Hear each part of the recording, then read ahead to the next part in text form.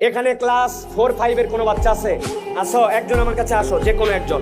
তুমি ক্লাস 5-এ আসো, উপরে আসো, স্যান্ডেল পরে চলে আসো, আমার কাছে আসো। তোমাকে আমি একটা জিনিস দেখাবো। তোমার নাম কি? আসিফ। হাত দেখি, হাতের আগে ভাঁজ করো। ভাঁজ করছো? এখানে হাত লেখো, এখানে লেখো হাসিব লেখো। হ্যাঁ, পাঞ্জাবি স্টিক আছে তোমার। হাসিব, ঠিক আছে, এইটুকু হলে হবে। হ্যাঁ, হাসিব শিকদার লিখছো না? ঠিক আছে, এবার এই বোতলটা খুলে এক ঢোক পানি খাও। গুড, ফাইন, ঠিক আছে না? এখন এই বাচ্চাটা দেখেন হাত দিয়ে লিখছে, এক ঢোক পানি খাইছে, তাই না? কিন্তু নামাজের কথা বললে নামাজ পড়তে মন চাচ্ছে না।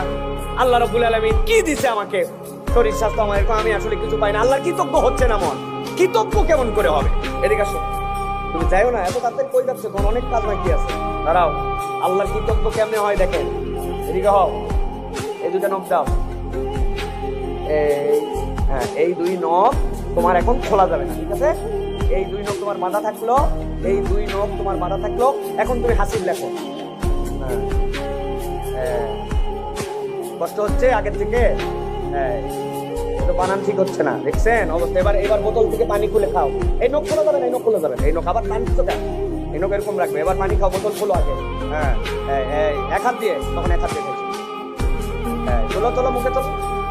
আবার মুখ খোলা যাবে না। হ্যাঁ, মুখ খোলো, মুখ খুলে খাও পানি। দেখো, দেখছেন কত কষ্ট হচ্ছে। আমি এটা বোঝানোর জন্য বলতেছি, আমাদের বাচ্চাদেরকে কিছু প্র্যাকটিক্যাল জ্ঞান দিতে হবে। তুমি এই নখটা, হাতটা ব্যবহার করতেছো, তুমি হাতের প্রকৃত মালিক নও। তোমার এই দুই নখ বন্ধ করে দিলে তোমার হাতের সই করা পারফরমেন্স চলে যায়। তুমি বোতল থেকে পানি ঢেলে খেতে পারো না। আরেকটা জিনিস বলি, মানুষ খায় দুই দিক দিয়ে।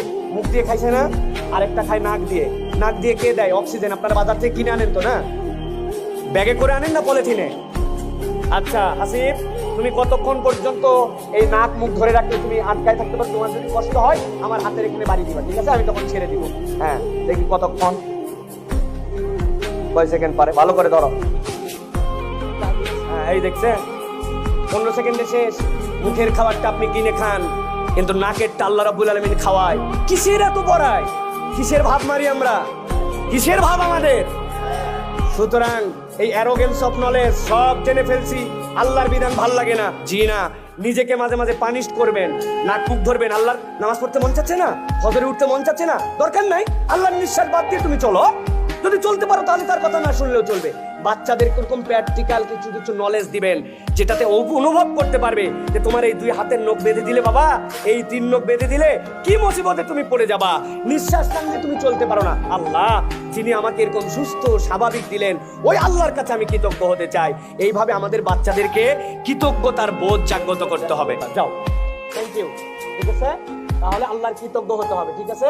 আল্লাহর কৃতজ্ঞতা আমাদেরকে বুঝে বুঝে স্মরণ করে করে আদায় করতে হবে। আল্লাহ হাসিবকে বড় করে করুন, আল্লাহুম্মা আমিন। আল্লাহ তুমি আমাকে যা দিছো, আল্লাহ আমি না ক্লাসে 70তম, কিন্তু এরকম লক্ষ পৃথিবীতে শিশু আছে যে তো পড়ালেখাই করতে শিখে নাই। তাহলে তার থেকে তো আল্লাহ রাব্বুল আমিন আমাকে ভালো রাখছে। আলহামদুলিল্লাহ, আমার বাচ্চাটা অনেক কিছু পারে না, কিন্তু আমার বাচ্চাটা তো প্রতিবন্ধী নয়। যার প্রতিবন্ধী একটা সন্তান আছে, সে জানে তার প্রতি আল্লাহর পক্ষ থেকে কত বড় পরীক্ষা। তো আপনি আপনার বাচ্চাকে নিয়ে এত বেশি ঘাবড়াই গেছেন কেন? কখনো বাচ্চাকে নিয়ে অন্য কারোর সাথে তুলনা দিবেন না। অন্যের তুলনা দেওয়ার দরকার নাই, আপনি তার জন্য এক্সাম্পল সেট করেন। আর বাপ পিতা যারা, তাদের জন্য একটা কথা বলবো, আপনাদের পছন্দ হবে না। বাপেরা এত ব্যস্ত, এত ব্যস্ত। এখন মানুষ জিজ্ঞাসা করে আপনার বাচ্চার খবর, বলছে ভাই ওর পড়ালেখার বিষয়টি আমি বলতে পারবো না, মায়ের কাছে শোনেন। আর মা এগুলা খবর রাখে। যেই বাপ নিজের জীবনের ব্যস্ততার জন্য তার সন্তানের খবর রাখে না, মায়ের উপরে চাপাই দেয়, এটা একটা ব্যর্থ বাপ।